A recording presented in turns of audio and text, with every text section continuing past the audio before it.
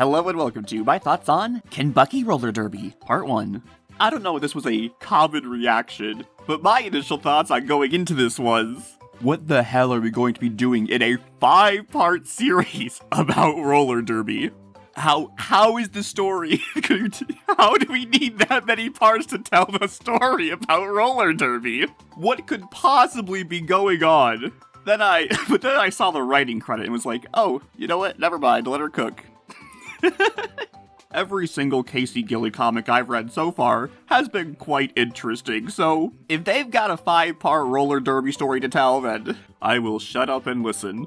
So, our story starts off with a cute little flashback of Argyle teaching Sunny how to roller skate. Points for detail, Sunny does not have her rainbow streaks in her mane, thank God. This is not a detail that is always remembered in flashbacks of Sunny. I'm looking right at you, Tell Your Tale episode about Sunny's mom. Anyway, Sunny is trying out for a roller derby team, which apparently Misty is on. Wow, good for you, Misty. I'm glad you got something going on. So in this opening scene, we are hit with foreshadowing. Remember what Dad taught you? You can't go fast right away. You gotta work up to it. That sentence very much seems to be the theme of this story, because as we very quickly realize, Sunny in fact knows almost nothing about roller derby. This is a tryout, Sunny, for an already established team. They are not here to teach you the fundamentals of roller derby. The only impressive aspect of Sunny's skating during this tryout is her speed. And I don't know if this was actually good attention to detail or just, a random side plot for the sake of the story. But Sunny's only quirk being that she can go fast is kind of accurate to what we see in the movie and Make Your Mark and Tell Your Tale. We only ever see Sunny skate on inlines, while roller derby specifically uses quads. Now, I didn't really know anything about this, but I suspected that there was at least some kind of difference in the physics of how they both functioned. But according to r/roller skating, the only thing you can learn on inlines is how to go faster, as basically the entirety of your body positioning goes into maintaining balance, whereas quads are simply just stable and therefore let you have a very wide freedom of movement.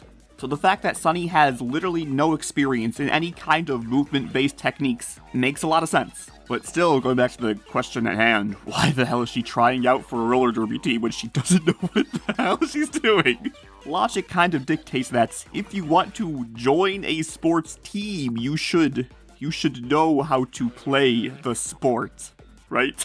But every time Sunny is reminded that she should already know these techniques, it makes her sad.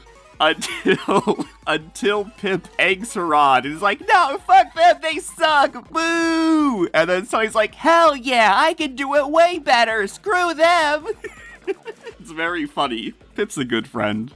I swear Pip is the most important pony in the G5 comics. Everyone just loves throwing her in as like the lead supporting character, which I don't have a problem with because I freaking love Pip. So, obviously Pip is pretty baked into the plot so far, but I don't know how much Zip will actually be involved. It looks like she will be helping Sunny out with managing her team, since she is present both in the middle of the comic and as well at the end with Sunny and Pip.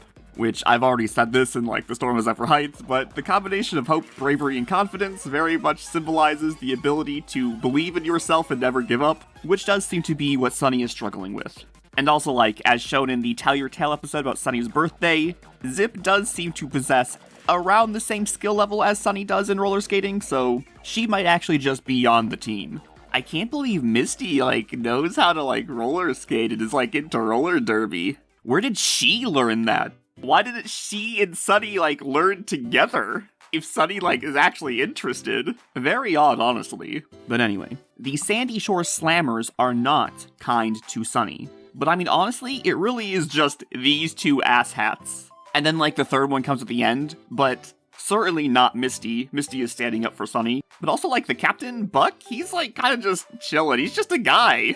But I guess just since he's the captain, Sunny directs a lot of her anger at him. He doesn't really do much, I don't know. He's the captain of the team. He's not expected to coach you, Sunny. Those are two different jobs, which is a fact that Tracy reiterates. She's not a good captain, but she is a decent coach. So, presumably, along with learning how to roller derby, Sunny will have to learn how to be a captain to her team. Because of, one look at the, ponies and Pegasnails that they were able to scrouge up, Sunny immediately decides to quit. This team, in fact, does not fill her with hope. Which is fine, that's not their job, Sunny, that's your job, Sunny. You have to fill them with hope. As bright as the sun! As team captain, it is Sunny's duty to inspire her teammates. But unfortunately, she is lacking the confidence in her own ability to do so. Which, thankfully, as we all know, is Pip's song. I love saying that shit. It makes it so funny. Speaking of funny, I love this entire page of Izzy just being Izzy. Girl's just out here painting miniatures.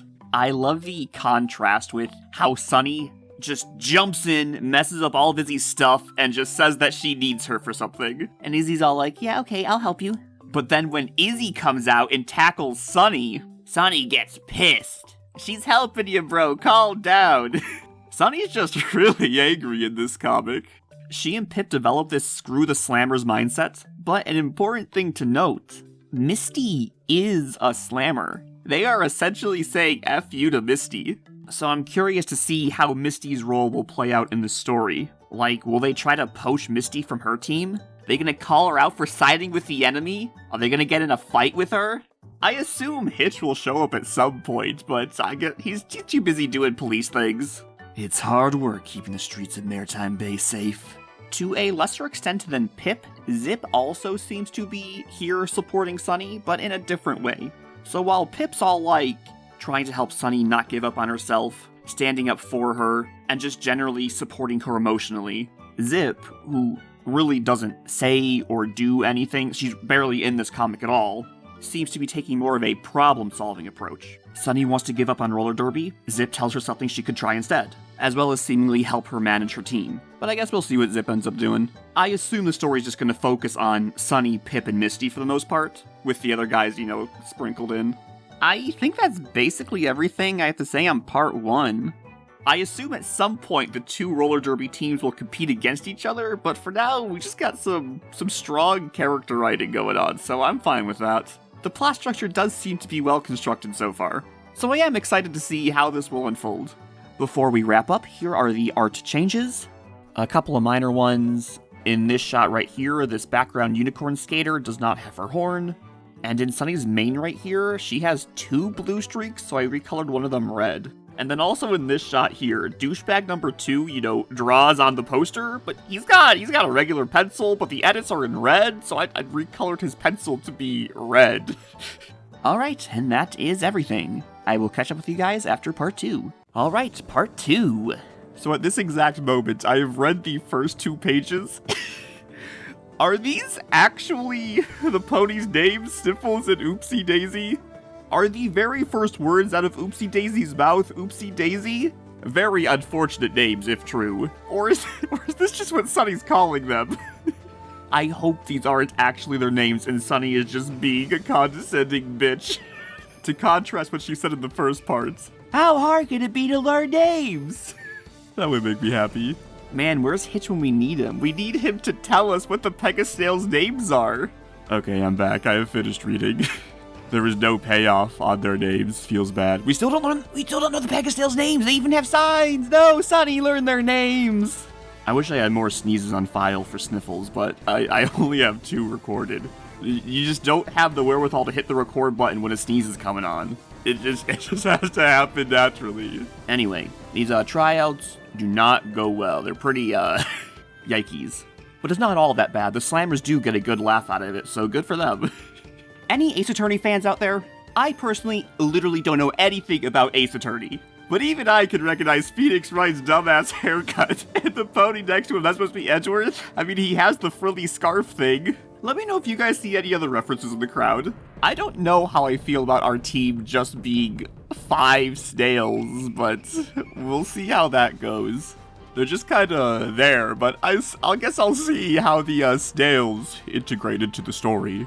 Anyway, the Slammers steal away Sniffles and Oopsie Daisy to recruit them to their team, and then Sunny hunts them down and gets so pissed. She is so hot-headed. I do like the fiery theme that Sunny is getting. She's being spicy. I need to ignite. This girl is on fire, and her flames of wrath are spreading. Sunny gets mad about the team, which causes Pip to get mad at her. Sunny blows up at Tina, which causes Zip and Tracy to yell at her. But as of now, all of these outbursts are quickly contained. And Pip, Sunny, Zip, and Tracy all get their heads back together very quickly after. I wonder if this is leading up to Sunny having an outburst that she can't so easily just take back. I'm looking at you, Misty. Come on, Sunny, bitch her out, you know you want to.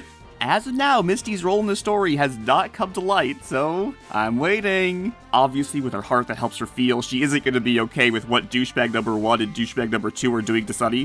Which we learned their names. It's Flank the Tank and Tina, 2 bits. Wow. But with the effect that Sunny's anger is having on, like, Pip, Zip, and Tracy, just imagine how it would affect Misty. I don't think I really have much more to say. It's not like there's some crazy plot that needs to be deconstructed. It's very succinct, which I am super A-okay with because just the writing itself, I'm pretty enthralled. I'm having a good time. The art, too, there's just some really fun art. Like Oopsie Daisy breaking out of the frame, or Pip handing out Pop-Tarts after the practice. Sunny creeping around in the bushes. Or the cute chibi face she makes when Zip starts yelling at her. I love Pip's obligatory musical number. I like singing, I like voicing Pip, but oddly enough, I don't like singing as Pip. Which is rather unfortunate, as she sings the most songs of any pony. I love Zip and Sunny's Metopia-ass makeup. Zip just going, "No, I hate her!" Sorry, that's Sunny's voice. And then just smash cut them crying and hugging it out. I started a new game in Metopia recently and doing a Pip playthrough instead of a Great Saiyaman run this time. But Pip, every time Usui tries to cast a heal on her, her stubborn ass is like, "No, I'm good, I don't need it." Wasting his goddamn turn and mana. God, Pip.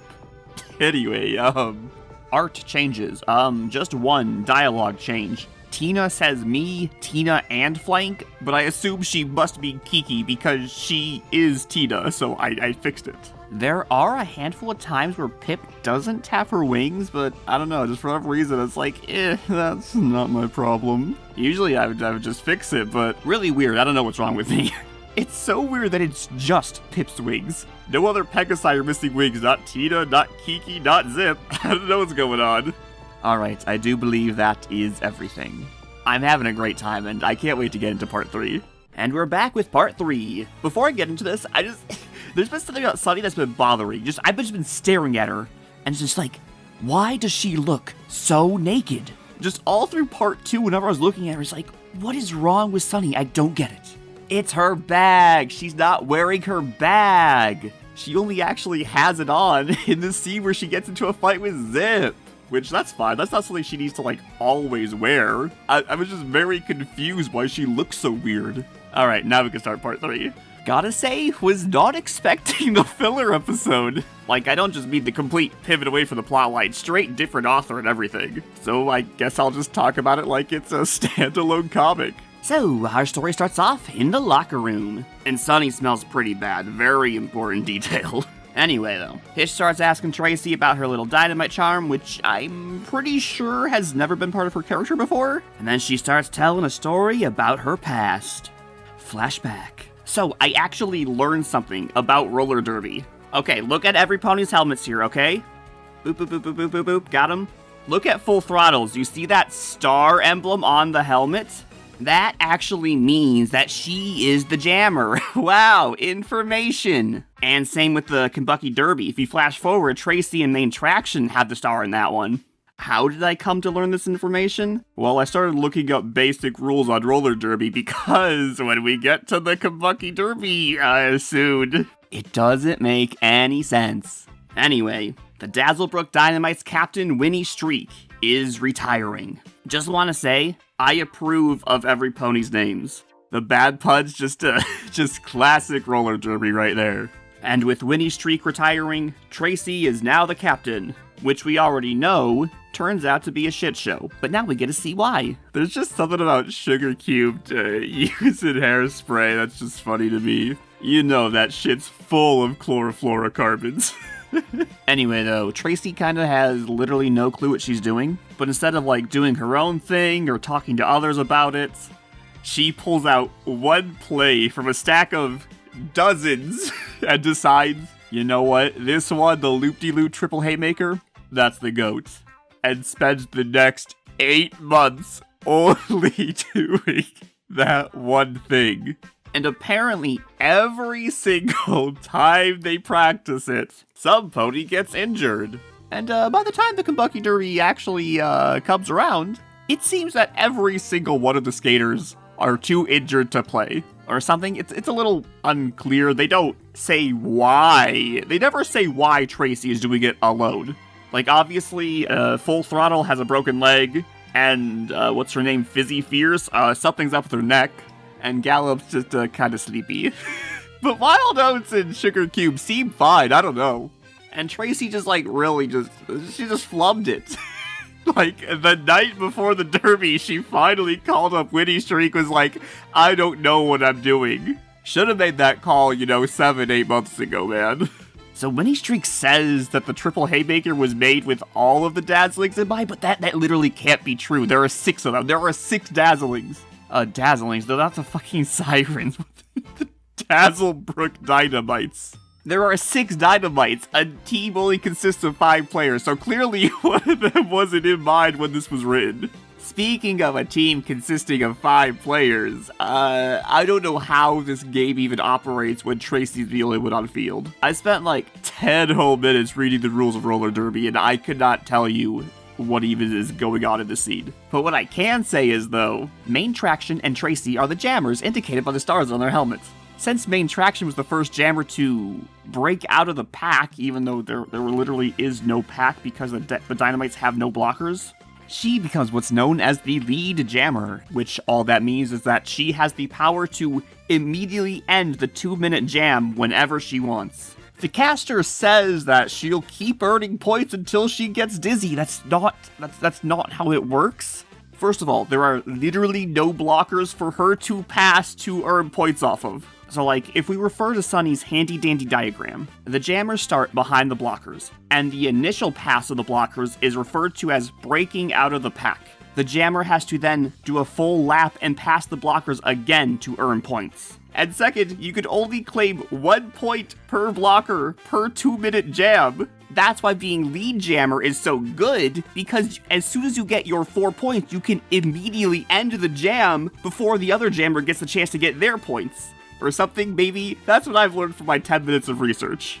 I am prepared for Sunny's bout against what the hell are their names? Douchebag team. I've completely forgotten. The Sandy Shore Slammers. God, what am I even talking about? That's fine. Nothing happened in this issue. I can talk about whatever I want. Here, I will try to make some parallels between this issue and the main plot. Tracy has the hope that she can live up to every pony's expectations of her as captain, but she does not have the confidence in her ability to lead to do so. There, I said the buzzwords. Hope and confidence. Got 'em. Doesn't really correlate that much to the whole you can't go fast right away, you gotta work up to it kind of thing that Sunny's got going on. But it's like a little tangential, I guess. I mean, it was a fine story. I personally didn't really care to learn what Tracy's backstory was, but, I'm not upset that we got it. Like, I mean, it did produce this beautiful artwork right here. I could not tell you what was going on in their heads when they were posing the shots, sketching it out or whatnot, but it sure exists. Even the face Sugar Cubes makes, that's definitely the kind of face one might make if they found themselves in that kind of position. Anyway, moving on to less horny matters. There is a really cool art detail with the flashbacks. Whenever we're in flashback mode, the white borders of the page have like this pattern on them. And when we go to like non-flashback scenes, it actually fades out mid-page. It's pretty cool. The skate-tality is pretty funny. Sunny being stinky, fun detail. Snails, holy shit. There's snails in the opening. There are no snails shown at the end when Tracy's talking about how awesome this team is. That is a crime. They are literally over half the team. 2 out of 10, not enough Pegasnails. That's my official rating for this comic. Alright, moving on to art changes. 1. So at the end, the Dynamites, they're like injured, right? And that's why they can't compete. But the next time we see them, the bandages are suddenly gone. So I just like slapped them back on. 2. There are a couple of instances of Sunny's hooves being the wrong color. Little nitpicky, but I mean, if I noticed it, I figured I might as well color correct. 3. In a similar vein, there's also this one shot here where Pip's mane is accidentally colored as if Sunny's. And lastly, so this week on, what body part is Pip missing? It's not her wings this time, it's her ears, wow! Just a handful of shots where she doesn't have them. Just Pip, I literally looked at every pony's ears, it's only Pip's.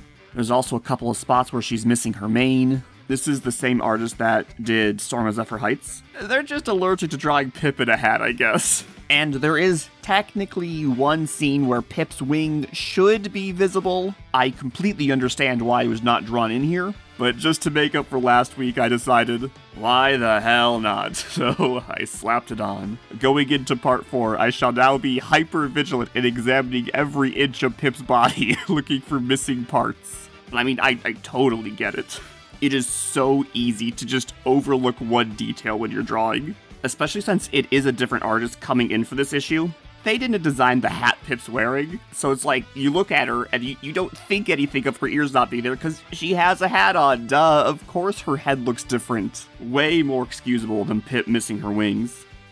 Okay, that's the end of my art rant. Speaking of drawing Pip, you want to see my most recent Pip fan art? There's nothing quite like the intrinsic joy of drawing a pony drinking coffee in a clown car. I'm so glad I put Trixie in the clown car. That's the greatest decision I've ever made. Why pony in clown car? Obviously because I made Iggy Koopa in Smash. Obviously. Alright, Jesus, I seriously talked about nothing this entire time. I'm gonna go read part 4. Bye. Alright, Kenbucky Roller Derby Part 4. So initially, after I finished reading this, I wasn't that keen on this issue. It just felt so unfocused and all over the place, and I just didn't really understand why we were being shown really most of the things that were going on. It doesn't feel like it really progresses Sunny's story that much. Like, it feels like we spend more time with Izzy than Sunny. But over the course of just making the video, just going through all the dialogue and all the scenes over and over and over again, it finally started to sink in. This issue is about having fun, which is why Izzy is so prevalent in this one. So previously in parts 1 and 2, whenever something doesn't go the way Sunny wants, she gets mad, whether it's at herself or at her teammates. But noticeably, Sunny doesn't really get mad at all in this issue. And that's the point. Whenever something bad happens that might piss off Sunny, Izzy immediately jumps in and fixes the problem.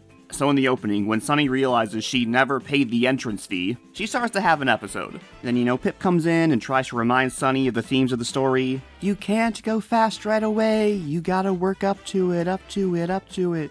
But that doesn't calm Sunny. But what does calm her down is Izzy jumping in, tackling her, and being like, this isn't about you, it's about us. Which last time Izzy jumped in and tackled her, Sunny got pissed. So, character growth. And Izzy's whole role in the story really represents something Tracy tells Sunny in part 1. It's time we pivot, you're way too in your own head. And with her boundless creativity, Izzy is the pivotler. After tackling some sense into Sunny, she comes up with a great plan for the fundraiser. Let's just throw a party, duh. Which then Pip and Sunny add their own ideas onto. When the hoofstop practice isn't going, very well, and Zip is starting to get frustrated with it, Izzy turns it into a game. And then when the disco derby gets stolen, Sunny looks over to Izzy. Izzy, fix it like you fixed everything else before I start to cry. And boom, Izzy does what she does best. Make something out of nothing. Man, girl must have really sold it. They probably just thought, oh, this is just one of the Disco Derby's events. I don't remember reading in the poster, but oh well. It's not until douchebag number 2 points it out, and that one guy's like, yeah, where's the snacks? Honestly though, most of the ponies there are probably there solely to watch Pip perform. And like, yeah, sure, the sound equipment got stolen, but I mean, I think she's still good to perform. She can literally just like go grab some more shit. But anyway, this is when Sunny starts spouting out the theming of this issue. My entire team has struggled, taken hits, and they keep coming back because it's fun. Which this in itself is also a reference to something Tracy asked Sunny in part 1. What do you like about skating? Sunny points out that the Slammers don't seem to be having any fun, except when they're being cockbags, of course. And this is probably the plot point that will tie Misty into the story eventually. Honestly, we're going into the finale. Misty was set up to be a character, but she hasn't appeared since part 1 when she had 3 lines. What is going on with Misty? Why doesn't Misty come to the party? And I mean, Misty, literally is their friend. Do you think she would have offered to help Pip set up? The Slammers clearly don't have practice because douchebag number 1 and 2 are watching Sunny's bout. It's so funny that Sunny's like, this is the sparkliest thing I've ever seen. And we share a room with Izzy. What about Misty? You share a room with Misty. Well, you don't share a room, but you share a house with Misty. You're roommates. Where is Misty? Whatever plot relevance Misty has, completely underdeveloped. I cannot believe we're entering the finale and there's literally nothing going on with her. Honestly, what is the conflict going to be? In this issue, Sunny has stopped antagonizing herself, so what's gonna be happening? I thought that her hostility towards the Slammers would cause the conflict to be between her and Misty. Is the actual, climax gonna be the bout between the Slammers and the Brawlers? I don't know what to expect going in the finale, honestly. Roller derby doesn't feel like it's the main plot. It's just kind of the medium in which it's being told, so I don't know. The party would have been the perfect time for Sunny to snap at Misty. She could have so easily just been caught in the crossfire of Sunny's hatred for the Slammers. But I mean, I don't know, I'll let them cook. I'm going into the finale with an open mind. I am ready to receive whatever story you are telling. I just hope it is well connected. Alright, anyway, this issue was really fun. Izzy completely stole the show. I loved every single thing that she said and did. She was great. The fact that the derby fee is some unknowable, incredibly large number is pretty funny. This has to be a reference to the actual IRL Kentucky Derby entrance fee of $50K. But I mean, that's got a multi-million-dollar prize, so I mean, it makes sense, but we're just roller skating here, man. I'm really glad we actually got to see Sunny do a bout. When I first got to the part where they're like, oh yeah, we've won 3 games, lost 1. I was literally like, oh wow, cool, you had all of your matches off screen. So glad we're doing a 5-part roller derby series without any roller derby. But thank God we actually got a brief scene of 1 game. Oh, also, I got some more roller derby knowledge for you. So you see how we have the team set up here, we have the 2 stars in the back representing the jammers, and we got these 2 stripes in the front? Those are the pivot blockers. And if you look at Zip, her helmet has a stripe on it, meaning that she is the pivot blocker. And what the pivot blocker is just a regular old blocker. But at any point in the match, Sunny can take off her jammer star, trade it for Zip's stripe, and then Zip becomes the jammer. Just in case that knowledge is useful for the Kenbucky Derby. I can't believe Tracy calls out Pip for ordering 20 pizzas. Girl tweeted out to her legions of adoring stalkers that she was performing. Is 20 pizzas even enough? Those were the things that I really liked about this issue. There were some things that I didn't like. Like I said at first, there was the weird focus thing. It just took me a little while to remember the exact sentences being referenced from part 1, but I get it now. But along the same lines, it is so unclear what the hoof stop work even is that they're doing. Tracy never explains what they're doing. Even when she asks questions and Hitch says, yes, there are no answers. And to go along with the no verbal explanation, the art doesn't even draw in hoof stops. Also, they're called hoof stops, so it's I don't even know exactly what they're trying to reference. It's toe stops, I get it now, but it would help, it would sure help in the scene about toe stops if a single toe stop was ever drawn on their skates. Goddamn Sunny. If I were team captain, I would have had diagrams showing the practice drills. Where were the diagrams at, Sunny? I had to draw the diagram. God. How hard is it to learn names? I don't know, Sunny. Can you tell me a single name of any of the snails on your team? Oh, you just refer to them all as the collective of snails? Okay. That's our team captain, folks. And it's not like Sunny doesn't know what's going on. She literally did hoof stop work with Tracy in part 1. That's literally what she's getting pissed at in the training montage. Crossovers and grapevines. Anyway, I think that's all of my thoughts on this issue. Like, despite my rant, this was an insanely fun issue. It just took me a while to dig through and find the minutiae of what exactly it's trying to tell me. Alright, let's move on to art changes. During their bouts, in this one specific shot, Zip's stripe is colored white. It should be yellow, so I just recolored it. I also modified the score. It's just 8-4 is so unrealistically low for roller derby. Like, one of the teams is expected to get at least 4 points every 2 minutes. And it's a 60-minute game. 8-4 is a hilariously shitty score. So I just slapped on a 68 and 54. Just make them seem, somewhat competent in the game. In this one panel of Izzy saving the day, she doesn't have her cutie mark, so I just slapped it on. And lastly, I am happy to report the only thing Pip is missing this week is her whistle in these 2 panels. She has all of her body parts. She's all there, folks. I believe that is all I have to say in part 4, so it is time to move on to part 5. So, man, this, not a strong finale. Just gonna say that up front. I think the first half is fine, excluding Misty's complete lackluster addition to the story. But man, the pacing just comes to a complete halt as soon as we start playing roller derby. And then that goes on for 5 straight minutes, and then the story ends. I'm glad we played roller derby, don't get me wrong. I just don't think the story was in a strong enough position to survive. It also really does not help that the roller derby gameplay itself is not good. I don't think anyone knows how to play this game. I still could not tell you what the conflict of this story is. I'm pretty sure it's supposed to be Sunny being inside her own head. She's antagonizing herself, and this issue does briefly touch on that. Sunny being nervous about training with the Bolts, Sunny being nervous about having to face the Bolts, and contrastly, Sunny not freaking out when Hitch gets hurt.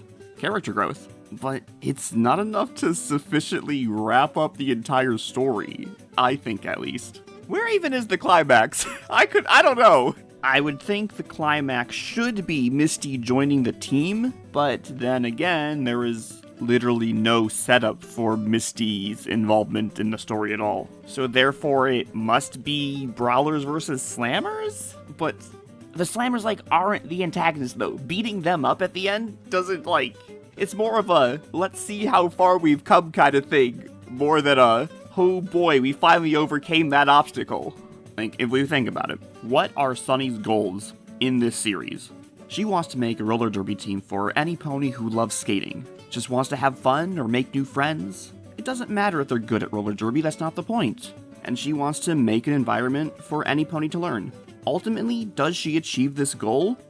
No! Her team consists of just her own friends who are just there to help her set up the team, but it turns out they're the entire team now, yay! They're down so bad, Hitch is promoted from equipment manager to player because they got no one else, and don't get anyone else ever. Well, can't forget the pile of random snails that no pony fucking bothers to learn the name of. They're on the team too. It's so funny when Hitch gets hurt, it's we don't have an alternate. You have 5 whole snails, my dude.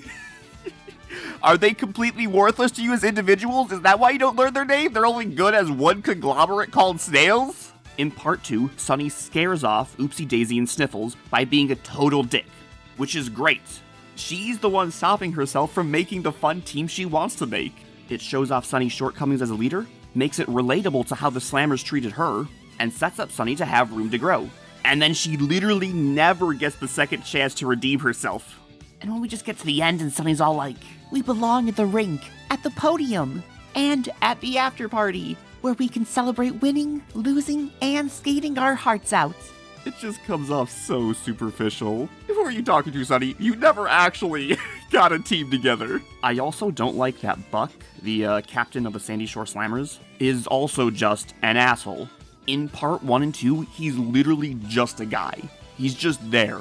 and Sunny is just constantly vilifying the Slammers as a whole for the actions of literally just Tina and Flank. And Kiki just comes along and laughs. She doesn't actually do anything though, it's literally just Tina. I do think the story would have been stronger if, at the end, instead of Buck being like, "So sorry about your hurt, skater. Better not try to get revenge or I'll just put Tina and Flank back in, bitch. What are you gonna do about it?" I really do think it would have been better if Buck genuinely apologized to Sunny for his own shortcomings as a leader. That he just kinda allowed Tina to do whatever she wanted and be a bad influence on the team. And if he had just intervened sooner, not only could he have stopped Tina from actually hurting Hitch, but maybe prevent the perception of the Slammers from becoming so decroded. Even the casters call out how shitty the Slammers are. It's not just the brawlers who think that. Let's go back to the story Tina tells in part 2, the ending of it. After 348 days, they realized the track didn't belong to any pony. It belonged to every pony who wanted to strap on skates and prove their worth. We skate in the same spirit of competition, of pride, and of the thrill of the wheel. This is what the Slammers stand for. And Tina is the one twisting it. Fitting that she's also the one telling the story.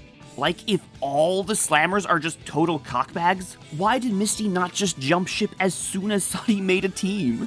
I get that Misty is trying to get out of her comfort zone and make new friends. Honestly, good for her. But if she doesn't like anyone there, and she's not having any fun, why is she forcing herself to keep doing it? If Buck was actually just a good guy, and it was just Tina kinda corrupting everything, now suddenly Misty's just in this predicament where she made this commitment, she's starting to make new friends, but now all of a sudden, they're being mean to her other friends. There you go, not only does Buck not being a dick help integrate Misty's story into the plot, but he can be used to parallel Sunny's own struggles as a captain. But no, he also just has to be an asshole for Sunny to beat up. Leave that to Tina. She doesn't need help in that position. So I brought this up in part 4, the shift in focus to having fun. I might have exaggerated a little when I said Sunny didn't accomplish anything she set out to do. Even though she completely failed to make a team and kind of be a good captain, she did end up reigniting her love for skating and make new friends, which I kind of thought were just stops in the journey to becoming a good captain. But nah, having fun was the destination the whole time. Even though Sunny's all "How hard is it to be captain? Sounds like a skill issue to me. If I were captain, I would just do it right." Even though it's not just Buck that's having a hard time being captain, Tracy openly admits that she was not a good captain either. Sunny never learned how to be a captain, let's not pretend she did. She learned how to delegate. No, she told Izzy to fix all of her problems. That's not being a good captain, Tracy. I got no qualms with the Baltimore Bulls being here. But honestly, can we just erase them from the story and flesh out the Slammers? God.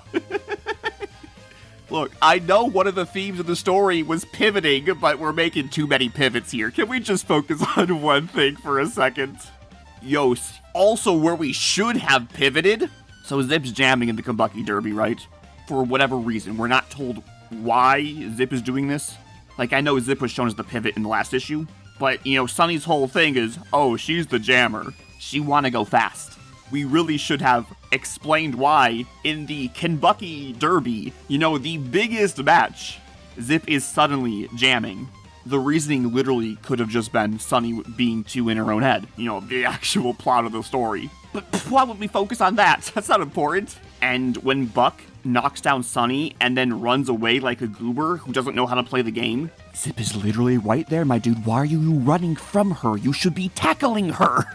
She is your target. Zip, the jammer, slows down, stops, helps Sunny up, and tries to knock some sense into her. Which strategically a very bad move. Time is precious, and Zip's time is the most precious of all. But story-wise, great. If we had spent literally any single amount of time setting up what was going on in Sunny's head and why Zip's jamming in the first place, what an amazing opportunity this could have been for the story to literally implement your way to win your own head instead of being here on the track. It's time we pivot. Which is more or less the conversation that Zip and Sunny have.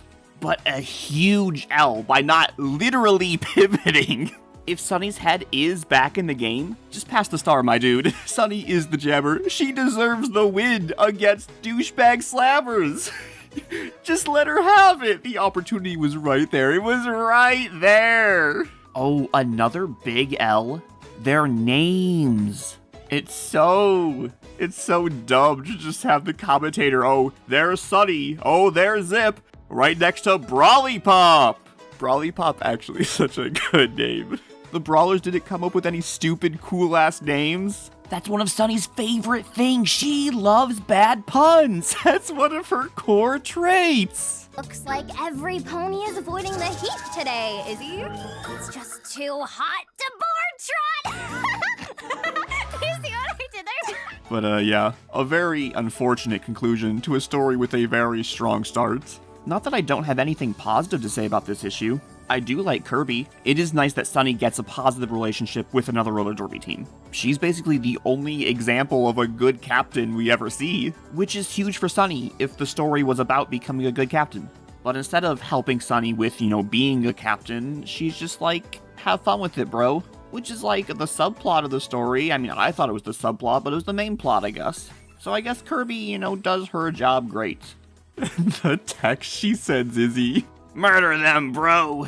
I mean, what else does skull, explosion, Band-Aid mean? I also love that Pip is just on her phone the entire game of Brawlers versus Slammers. The commentators, if the clip trot chatter is accurate, they just have her stream on. She is just talking mad shit. Oh, I also love all the Gatorade product placements. I'm literally drinking Gatorade right now. Tina. I really like Tina all throughout the series. I really did not expect her to be such a mainstay in the series. That's why she has the voice that she has. I thought she would just, make some dumbass remarks here and there. That's what she does in part 1. And so my internal casting for her was douchebag number 2. So just like, what's a good voice for douchebag number 2? I didn't think she would have as much dialogue as she did. And then lo and behold, we get to part 2, she just narrates a whole ass story. That's when I realized I made a terrible mistake. I seriously did love voicing Flank and Tina though. It's so stupid. I love doing stupid voices. I said this before, but anytime Izzy was on screen, it was a good time. Her creativity was in full force. Sunny totally scammed her. Sunny just asked for 10 posters. And then made her do a whole bunch of other shit. Girl was just trying to finish her solo campaign. I do like how Misty came to join the team. If any amount of effort had gone into Misty's role in this story, I would have liked this outcome. But as is, it doesn't really mean anything, but it could have meant something. Oh, and Misty, MVP play of the game, actually does her job, totally just lays out the jammer, and knocks her out of bounds. Ooh, too bad the commentators didn't point it out. I'm pointing it out for you, Misty. That was sick. The only pony who knows what's going on in this game. Oh, and I figured out why in part 4 the scores were so laughably low. All these bouts are actually just 2 jams. Yes, 4 whole minutes of gameplay. Goddamn part 3 filler episode telling us that jams are 2 minutes long. Ooh, really messed with Casey Gilly's storytelling here. But if you just pretend that the gameplay is just like a series of jams kind of montaged together, and we're just like fast forwarding through the entire 30-minute halves, because like a game is 30 minutes of jams, halftime break, and then 30 more minutes of jams, it's a little more palatable. But I mean, I brought this curse upon myself by actually spending 30 minutes to read the rules of roller derby. Sorry for burdening you guys with the, with the curse of knowledge as well. Anyway, let's art changes. One I forgot in part 4, there's just this ambiguous speech bubble going off screen. I'm 99% sure it's supposed to be coming out of Zip. There's also this scene here where Tracy is asking Winnie Streak if the Brawlers can tag along with them. And then the next panel is Tracy saying, "Then let's go?" I don't think you're supposed to be the one answering that question, Tracy. I gave the dialogue to Winnie Streak. And when the jam of Brawlers vs. Slammers is starting, I think the artist temporarily forgot what was going on, because they just straight draw all the horses running on the track, no skates on, just literal running. Very funny, but I very sloppily threw some roller skates on them. So right here, Colts like 3 points to Maritime Bay. I just decided to give them to the Sandy Shore Slammers. Also, Colts like the score is tied 5-5, which the Brawlers first of all earned 6 points. But 5-5 is such a terribly bad score, I changed it to 85-85. It all just goes back to the mindset of, pretend we're montaging through a series of jams. That was my thought when modifying the scores. And lastly, there's this bubble that's attached to Misty's bubble, which is very clearly not Misty's bubble, as the bubble is directing to Misty. I'm pretty sure it's Sunny talking. I gave the bubble to Sunny. Both fortunate and unfortunate, Pip is barely in this issue, so therefore she has no opportunities to be drawn incorrectly. Yes! TLDR recap. I really did like parts 1 and 2. I think they were extremely solid. Tina and Flank actually so good, really good characters, I loved them. Part 4 was good and all, it was very fun, but it felt like we had started to lose track of what the story was about. And then, yeah, we get to part 5. Literally, like, nothing of relevance is going on. It's not even that fun. Honestly, it's just kind of very confusing. And I didn't really like it that much, which is sad. I really thought the story was about more than just having fun. And at least part 4 was that, very fun. I didn't find part 5 fun. So it's just, like, not fun and not about anything. Okay. Alright, that's probably everything. This has been my thoughts. Let me know what you guys think in the comments, and until next time.